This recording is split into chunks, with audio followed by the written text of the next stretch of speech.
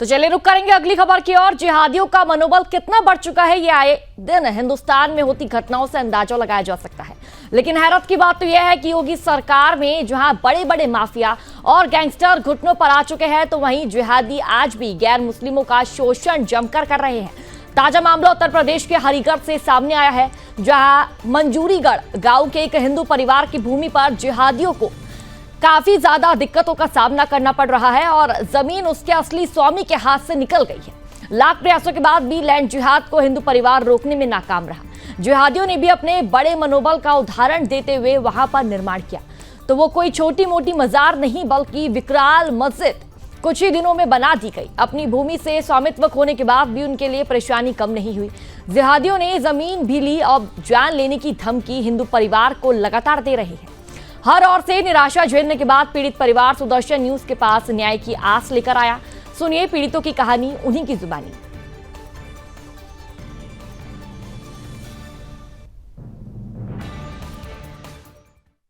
मेरा गांव मंजूरगढ़ी है, जो कि थाना कुवारसी क्षेत्र के अंतर्गत आता है और जहां पर मेरी पैतृक ज़मीन है, मतलब मेरी दादा परदादा की संपत्ति है।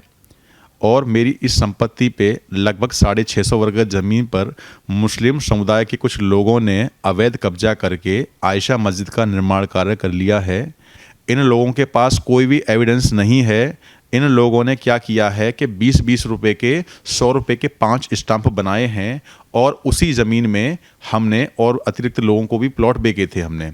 तो उन लोगों से इन्होंने बेनामे देखकर मेरे पिताजी के नाम से स्टाम्प ले रखे हैं और स्टाम्प लेने के बाद में उक्त मामले का इन्होंने प्रसंग बना के, जिसमें उन्होंने इन स्टाम्पों में 100 रुपये के स्टाम्पों में 11.5 लाख रुपए मेरे पिताजी के ऊपर दिखाए हैं। 11.5 लाख रुपए दिखाने के बाद में मेरे पिताजी के फर्जी हस्ताक्षर बनाए हैं और मेरे पिताजी का फर्जी फ़ोटो लगा करके इन लोगों ने 100 रुपये का शपथ पत्र तैयार कर लिया है और मेरी पैतृक ज़मीन पे कब्जा करके मस्जिद का निर्माण कार्य कर दिया है। और मेरे पिताजी हृदयघात मतलब हार्ट अटैक की बीमारी से ग्रसित हैं, बहुत ही ज़्यादा परेशान हैं। मुझे और मेरे परिवार को जान से मारने की धमकियां आ रही हैं। हमें अपनी जान का इतना खतरा है कि अगर हम न्यायालय जा रहे हैं, बीच रास्ते में जा रहे हैं, ये लोग मुझे गोलियों से भुनवा दें या मरवा दें तो जिम्मेदार कौन होगा। और इन लोगों ने इस प्रकार लोगों की ये संपत्ति हड़पते जा रहे हैं। इन लोगों के विरुद्ध कठोर से कठोर कार्रवाई करें। और मैंने जितने भी मेरे जो महत्वपूर्ण दस्तावेज होते हैं वो सभी मैं आज सुदर्शन न्यूज़ को मैं सौंप रहा हूं। मैंने प्रशासनिक स्तर पे जो भी कार्रवाई की है, मैंने माननीय मुख्यमंत्री जी को भी कॉन्फिडेंशियल डॉक्यूमेंट्स भेजे थे, जो कि यहाँ पर मैं दिखा रहा हूँ न्यूज़ चैनल के माध्यम से। मैंने माननीय मुख्यमंत्री जी को भी डॉक्यूमेंट्स भेजे थे। उसके बाद में मैंने डीजीपी लखनऊ को भी मैंने डॉक्यूमेंट्स भेजे हुए हैं। यहाँ पर मैंने डीजीपी लखनऊ साहब को भी मैंने भेजा हुआ है, श्रीमान पुलिस महानिदेशक महोदय को। उसके बाद में मैंने डॉक्यूमेंट्स भेजे हुए हैं एडीएम फाइनेंस को, वित्त एवं राजस्व विभाग को।